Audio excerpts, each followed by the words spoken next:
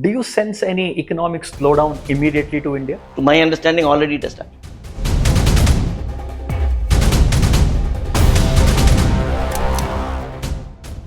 So the Make in India, Made in India is making some difference in this segment?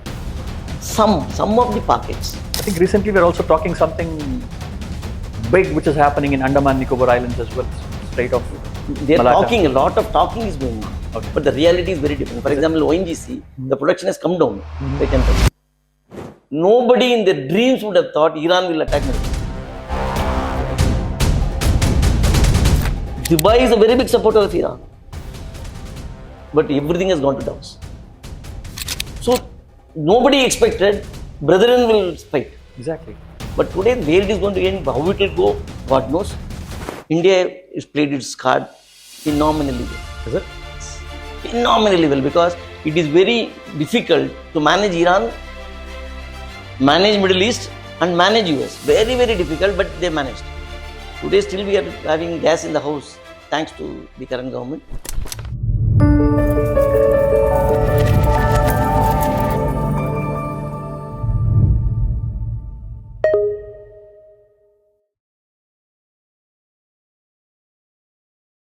Hello viewers, this is Professor Guru Prasad. You are watching GIBS IRE Talks podcast powered by GIBS Business School, a platform where we explore some real stories of innovation, resilience and purpose. Well, in the last couple of months, what has been really bothering all of us is a geopolitical crisis that's ongoing on, which has put the complete globe on a state of confusion, a state of uncertainty. Right? Same goes with India as well. There are a couple of things where the whole globe is talking about. It can be on the economic crisis, basically the financial crunch. It can be on very important reserves of oil and energy. This has been a hot topic since the last few months. And interestingly, and very incidentally, I've got a guest with me today who masters the both of it. The financial industry part of it, and who has a tremendous experience of working in the petroleum industry as well. Now, this is something very unique. I'm all happy and excited to welcome Mr. Sivakumar, sir, the former CFO from BPCL, the Bharat Petroleum Corporation Limited. On behalf of all my viewers, I'm extending my heartfelt welcome to you. Welcome to the show, sir.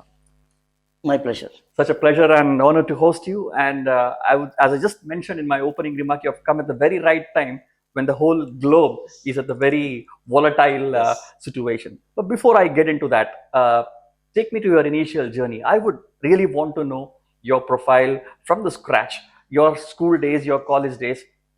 How was it? To keep it short, I'm the last child for my mother, sixth actually.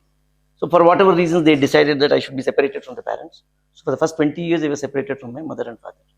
They were in the same city, but they were not with them. Okay, that taught me a lot of things. I was, what I would say, brought up by my grandfather, and who was very poor. Therefore, I knew what is poverty at a very, very young age, because the next rice I had to go and bring it. So I have seen what it is. Then I studied in I would say, a very good school called Vaishnav School. And I am not a very, if you ask me, academically brilliant, definitely no. I don't fit the bill. But very decent. So if you ask me my scores in 11th, it was 59%. So I think great. Compared to my brother who was university first and things like that. So then luckily we had a college which is affiliated to the school itself, DG Vaishnav College. So we don't go for any admission. Directly the mark sheet will go to the college, we join the college. In those, mine was the last pre-university course. 10+2 was the next year. Right. So I was not good at mathematics. I didn't want science. Therefore I took a very peculiar little group called History, Logic, Commerce. So there also I could get only, I missed first class by 1 mark. So luckily, for whatever reasons, they took me to BCom. What was your mindset when you were away from your parents? Well, you said you have taken it very sportively now, but back then, how was the mindset? Highly emotionally turbulent, and I don't want any child to go through that. No, definitely not. And the whole problem is nobody told me. We are talking about 1961 to 75. Right. What is a very different world altogether. So I don't want any child to go through that. So, and I don't want to even relive that, to be honest. Why I am saying is that when the same thing came to my daughter, my in-laws wanted her to be brought up by her. I definitely said no straight. And they said, why? I told him this is the reason. You have all the experience. Yes. Naturally, life teaches you a lot of lessons which no textbook can teach. But that has made you what you are today. I don't know. Honestly, I don't know. But definitely, it taught me entrepreneurship at a very young age because my grandfather was running a hotel. Okay. And I used to meet a lot of entrepreneurs. So we understood money, we understood all those things at a very young age. More important, how to be independent is what it took. No doubt about it. Then I became BCom. Luckily, in BCom, I got first class. Those days, first class was very difficult. I know. Yep, absolutely. And I was exactly 60%. Then, thanks to my mama, he brought me to chartered accountancy. I didn't clear in the first attempt. I cleared in the third attempt. Those days, I will not say, but it was very tough to clear in those days. And I became a qualified chartered accountant in 85. He made a statement. He is not academically sound, but he has cracked India's most powerful examination. He's a chartered accountant. He's a cost accountant. He has done his CS. He has gone to Harvard, Wharton, so many top-notch institutions, and you still were very humble to say I was not very strong. That is reality. I can't lie. That is one thing. Second most important, what happened was, if you ask me I did in CA, in those days it used to be called industrial training. Correct. So I chose to go for industrial training at the third year. And I was lucky to be chosen by Ashok Leyland Limited in their Ennur factory. That taught me a lot of things. Even today I have friends who did. And I actually have a Supreme Court judge, V. Ramasubramanian. He actually interned with me.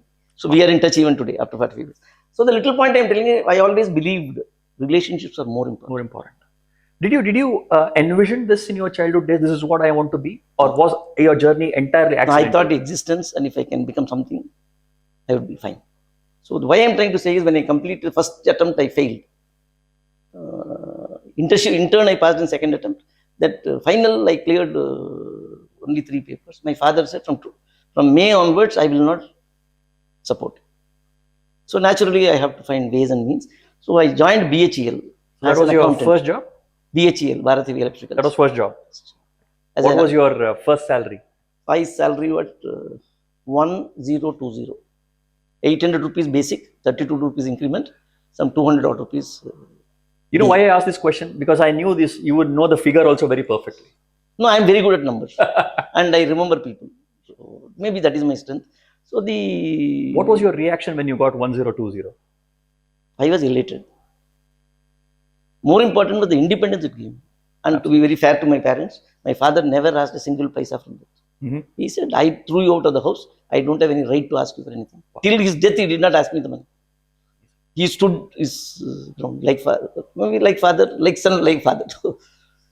But he was a very, very hard-working man. He was electricity board. He joined as a clerk and he rose up to financial controller. A big post in those days but a man of integrity. He told me only 2 things. Once I still remember those days. He called me one day. He said, they used to call me Kumar. And I was the last child. I was born after 7 years, after the 4th. So he said, I have nothing to say to you. You are going to Delhi, unknown territory. I want to tell you only 3 things I would like to tell you. Because you were the last, you never listened to me. He told me, be a man of integrity. Don't sacrifice on your principles. Absolutely. Take care of your health. I will not ask for a single paisa from you. Don't worry. And that the first, still I remember, 21st May 1984, I took the Grand Trunk Express. I didn't know even a single syllable of Hindi. Thanks to my CA coach, Sundar Rajan. His sister gave me residence for 14 days. I am in touch with her even today. One of the things which I always feel is leaders should not forget their past. Just because you became something, because those are transitory in nature. Agree. Absolutely. I'm sure wherever your father is today, he is very proud how his son has grown over the years. Hopefully. Now I am not disappointed. Because my mother died at 96. She was 96 when she died 2 years back. Lovely. And now you are in a path where you are inspiring a lot of youngsters. I'm so very happy to tell my viewers as well. You had a fantastic interaction with my batch of students as well. Excellent. You're in the right time and age where you have to start sharing the knowledge to the students. Even during my work also, I always used to say, my rule was 35 below. I interact with only officers who are less than 35. Beyond 35, I don't encourage them to Second one, throughout my career, my door was always open. I am not a typical public sector executive, even though I had secretaries, this, that, what all. Because I worked in a company which is a Fortune 500. Money was not a problem. Absolutely. So I will ask, I will get. But still, I always, it was open. But the only issue was with my wife. Morning, she knows when I go, but evening, when I come. She's unaware. But she has put on for 36 years with me. I've seen people struggling a lot to pass one examination of CA. How were you able to clear so many? You will be thinking, this is a very funny incident. His name is Ganesh, and I still remember. He was my brother's classmate's brother. Okay. His name is Ganesh, I still remember. He was in Bangalore in Calcutta. So one day he came home and he said, "What are you doing?" Those days, you know, the way they converse itself will be very, not conversational, more directional. Correct. He said, "What are you doing, Kumar?" I told him, "CA. You promised me you will finish cost accountancy and company secretary before I die." Exactly after company secretary died. Oh. And then I did all the three, not for anything else. If you have seen my curriculum, or whatever you want to call it, I have been continuously reading. I know. One of the main reason was I always felt if you are not current, you are dead. That is why I think in one of the places that one of the questions was, how did you do CISA in 2000? Nobody even know what is that. But I was the only fellow from my company who went for that. My next question was that actually. You are a keen learner. I think your learning never stops. No, even today I am without learning something for the day, I don't. Now I have enrolled in MIT 101A. I do regularly. I try to do it. Because, let me put it this way, there is a lot of difference between existing and living is my philosophy. The animal exists. True. Human beings live. So I want to do the second and not the first. And that has driven me, hopefully, till now. You went on to attain the top-notch position in the renowned company, BPCL. Yes. How was your journey there? At the top. Yeah. Very challenging. Challenging. Especially when you work in the public sector. Mm-hmm. What I would say, since it is going to be seen by a lot of people, so many of the things I will not be able to. I would not like to. The journey is tough. I would like to leave it at that level. It was really tough. Then, if you have seen my journey, you would have seen I reached the top, and I was there only for 14 months, and I quit. I'm one of the rarest executives who quit. 16 months before my superannuation. In a public platform, can I ask you the reason why you did quit? If you can share only. Otherwise, you wish to. I can tell only thing is it should not create a controversy. Basically, if you ask me, integrity issues, I don't want to sacrifice. Absolutely. The powers that be wanted me to sacrifice those integrity, which my heart did not allow me to do it. And you kept your words, what your father advised you. No, my wife, when I came, I still remember, I took over on my birthday, 1st May, as Director of Finance. Wow. Then somewhere in December is my daughter's birthday. Mm-hmm. So on daughter's birthday, I came and told Akshay, I want to quit. She asked only 2 questions. Is it forced or you are doing on your own? I said on my own. Second, she said, did you check with Amma? I said yes. Go ahead. Approved. She never asked how much money you will lose, what you will lose, nothing she asked. So therefore, I really was felt proud that. Was that a tough decision, or you were satisfied with the decision? It was a tough decision. Because my resignation was not accepted for 7 months. Okay, obviously. And you know how the it's like losing one of the precious assets. Why will beyond that? It is beyond that. It is beyond that, absolutely. Because they feared a lot of questions, especially a finance person resigns. I forgot to ask you this question. How long did you serve in BPCL? 33.5 years. Yeah, come on. I joined as a Nobody would love to lose you then. Senior officer, and then grew to the board level. Obviously, your exit was not an easy one. I'm sure your resignation would have been kept for hold. The thing is, it is not only you are director of one company. Absolutely. In all GVs, in all subsidiaries you are there. In all government committees you are there. It doesn't stop in Bharat Petroleum. It doesn't. Yes. There are a lot of joint ventures where private is there. We had a joint venture with ICICI, which is not a government company. Correct. So, I would say it's very lonely at the top because you can't discuss with anybody. Therefore, I was very clear. My wife and daughter will be the signpost as far as this is concerned. So you took the tough decisions. There's a saying, right? It's almost 8 years now. almost 8 years. And Tough decision has to be taken at tough times. yes, A tough decision has to be taken at the right time. tough decision has been taken at the right time. And that right time, you have to decide what's the right time. Nobody is going to tell you. Yes. Not your wife, not your daughter. You will have to take the decision. And you are responsible. I was very clear. I was responsible only to my near and dear, nobody else. I didn't talk to my mother. I didn't talk to my 3 brothers, sisters. My brother-in-law is from same IIM Ahmedabad. He's a very highly. He is there with Bajaj Auto for 25 years. Everybody was surprised only after reading Economic Times. And all the papers flashed the next day. Is it? Yes. CFO resigned. Why? But I didn't take any call from anybody. I was very clear. I don't know what to do. But life teaches you a lot of lessons. No regrets? Absolutely no. If you ask me, I'm most proud of my decision. I felt what I did is right. I'm not answerable to anybody. Okay. You live only once. You come and go. Finished. Who is there? So let me live in my terms. Lovely. These are all a very serious message that you're giving to my viewers, This is a podcast which is watched generally by the students, majority, not just by the GIBS, but by the entire student fraternity of India. Because we will upload this in an official YouTube channel. That's the whole reason why we invite profiles like you, because your journey itself is a textbook. Yes.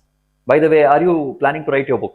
I am almost there, but only because of, I don't want to talk in the public forum, because of the incident which I told. Yes. It kept me a little back. Okay. But I'm back. Yes. These things pass in life. You can't do anything. But I will definitely come out. Actually, that book is on ethics, which is specific to India, because ethics books are there. Nothing is specific to India. I always used to say ethics books is important here because we have lost 20 lakh crores loans given to banks. True. All are ethical issues only.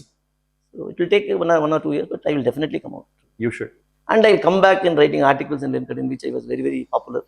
I used to write a lot of articles in LinkedIn, which was not run of the mill, with all research to be there. And openly, more than important is I used to enjoy writing. It may not be great English, but message should be very clear. But I'm sure it will be. Yes. I have written around 16 articles till now. Well, I would say GIBS would be happy to re-host you again and launch your book as well. Definitely, I will love God it. willing. Therefore, I was asking who was the student representative, if you have any teaching where I can come and teach once in a while, you please do it. I would love to come, and I love interacting with people. Great. Then he told me about one course is there which is industry specific. Definitely we'll talk, and then you can come and meet the director. It's required. You agree to the fact that the biggest challenge in education industry today is the gap that exists between academia and industry. People like you can really fill those Students gaps. want to know. Absolutely. The only thing, can we bring it to them is the issue. Yes. We can. In real sense. No, we can. There's There one are some excellent management institutes, excellent management, what I would say, the management of the management institutes. There are some phenomenal people who really want to do something. Absolutely.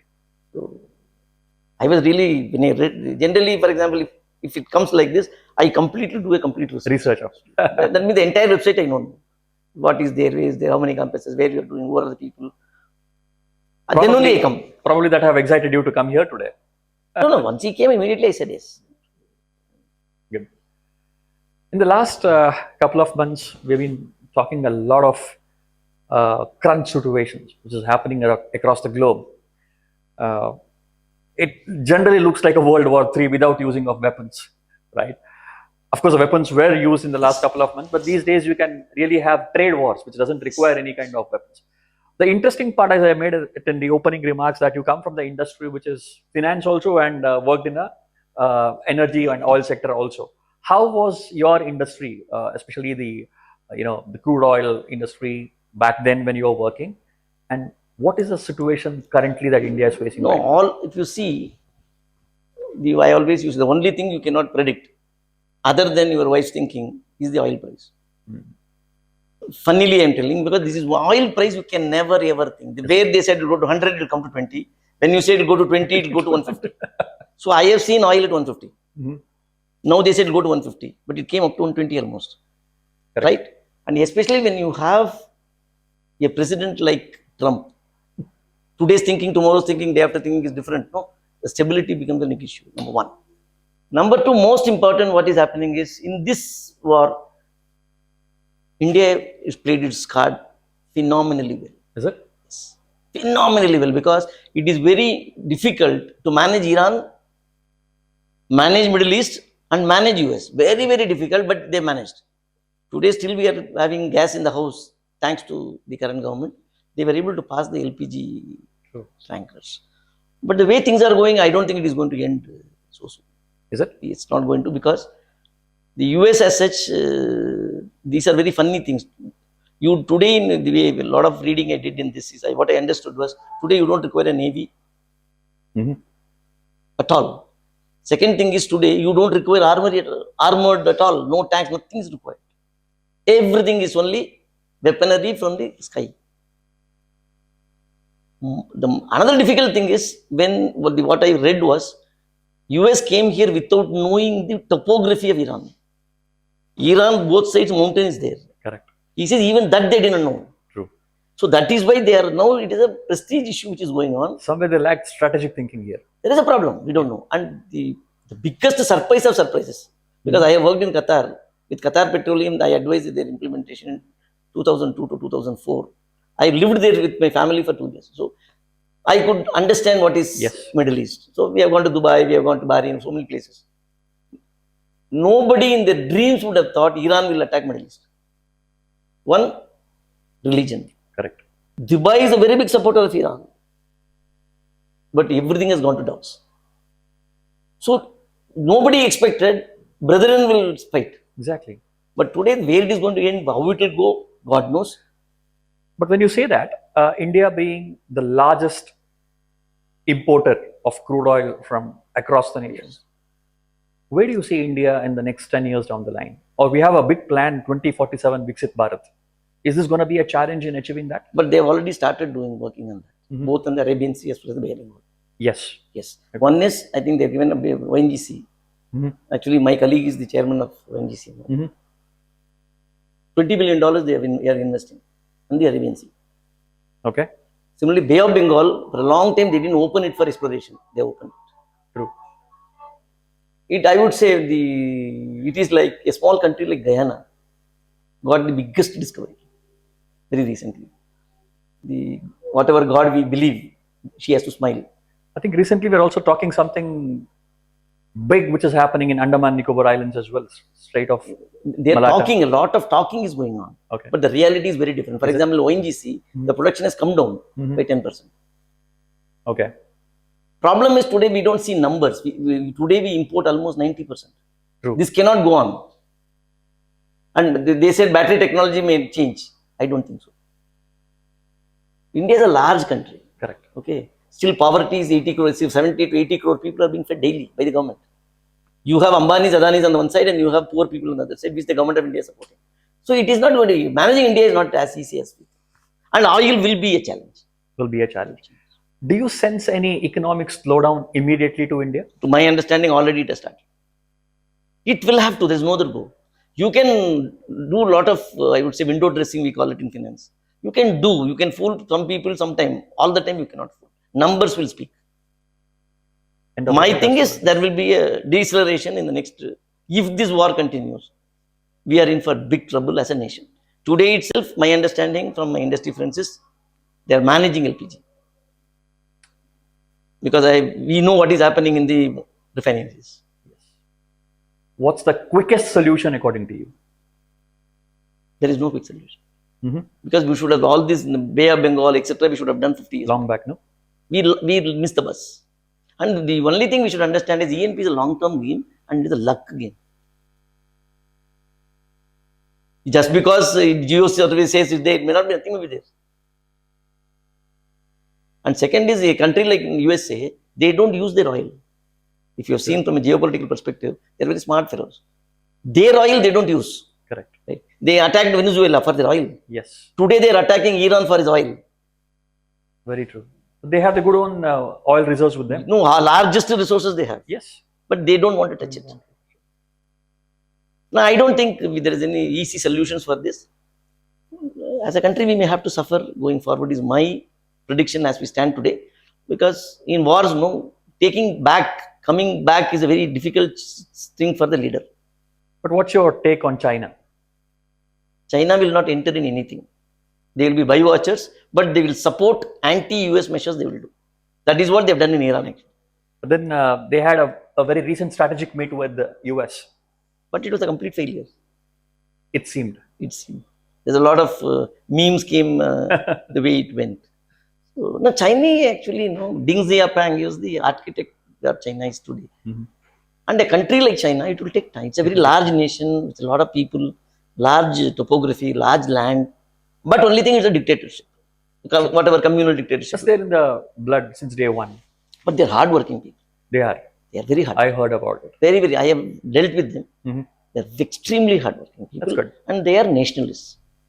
So, for example, they go from China, they go for higher education to USA. They don't stay like Indians. They come back. Correct. Indians become citizens of USA. Yeah. Chinese don't become citizens. They come back. They want to come back and then serve contribute to the country. There's a big difference in the approach of the people. So amidst all these things which is happening right now, are you optimistic about India in the long run? Yes. But only thing we need to rethink the way we do business. Because corruption is one thing which is going beyond anybody's imagination. Mm-hmm. The only thing like what I come from Tamil Nadu, I left 45 years back. But what has happened in Tamil Nadu in the last 10 days? Hope it happens all over India. Because the things have completely changed. Nobody thought this will happen. It was a, overnight revolution. For example, yes, no, I never thought this will happen in my life. Tamil Nadu government is saying, if anybody you catch corruption and give me a video, I'll give you 1 lakh. It is a government of Tamil Nadu official GO. So there is hope. Good. It's all about beginning at times. No, somewhere you have to begin. Right? Yes. And the human race itself is faith. True. If you lose faith, everything is gone. Absolutely. So let us hope as a nation. I still remember I didn't have a chapel to go to the school. That is the India we had. For a ticket from Madras to Delhi, I used to stand in the queue for 2 days. That is the India I have seen. But today, by a button, I am able to get my tickets. If that is not progress, what is progress? We have progress, no doubt about it. It will come its own plus and minus, but we have. In education, we have done. We may question, we don't. One of the biggest problems we have is invention. We are a second tier inventor. Right. We are not an original inventor. So, but Make in India, Made in India is making some difference in this segment? Some of the pockets. But to me, and now people are talking create in India. No, there's a lot of, I would say a lot of drama. Something has to happen on the ground. For example, Vembu talks so many things, but actually what he's doing is not invention. Right. No, I'm not a critic or anything. All I got I'm your trying to point. say is, you meant to say action speaks. Yes, even Infosys of the world, they have never invented anything. Invention is a different ballgame. Who is inventing in Silicon Valley? Indians only. True. Agree. Indians only are inventing. Invention is a very big game. Actually, one of my friend's daughter, she is in the biology field. She came to Biocon. She said, I could not hold a conversation. She's gone back. Only child. She says, I have done 2 patents. No. The creative mind wants challenges, wants environment where they can excel. True. Geography is history for them. And relationships have gone for a toss. Absolutely. It will be a long road, but I think we should not expect any drama, but I would say miracles. It's not going to happen. So considering all these situations that is going on, especially the batch which will come out from now, you had a pleasure of interacting with one of those batches as well. Yes. And I'm referring to the entire students fraternity.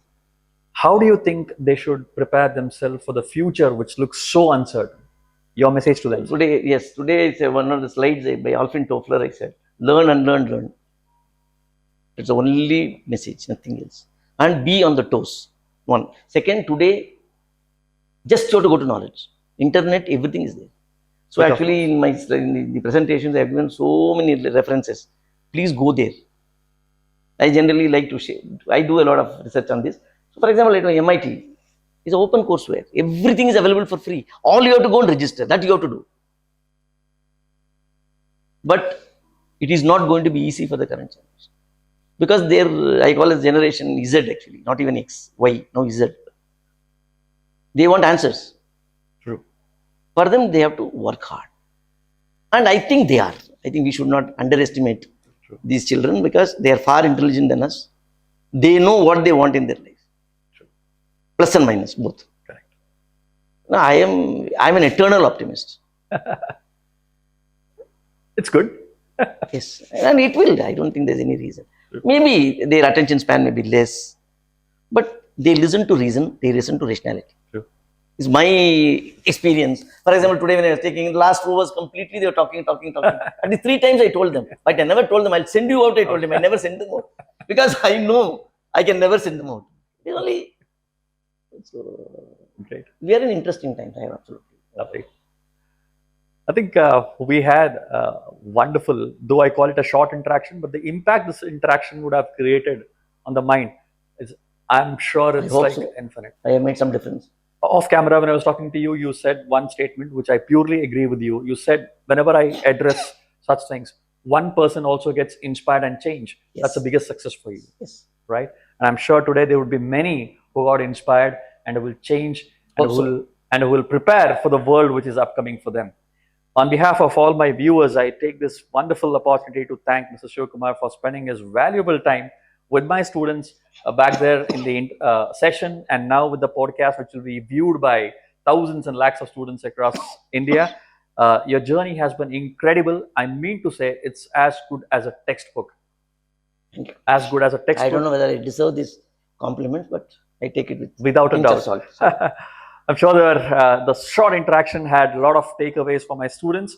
On behalf of all of them, I extend my heartfelt thanks for your time. Thank you very much. It was a pleasure interacting. I hope I come and take some classes to the students in the months ahead. Absolutely. We wish. And I'll be delighted to come and share any number of sessions you call, I'll be there. Lovely. Thank you so much for that. It's indeed our pleasure and honor to host you in our campus. Well, for those who have not subscribed us, please like and subscribe all our channels, GIBS IRE Talks, GIBS Business School. And yes, this is Professor Guru Prasad signing off, and thank you everyone for watching.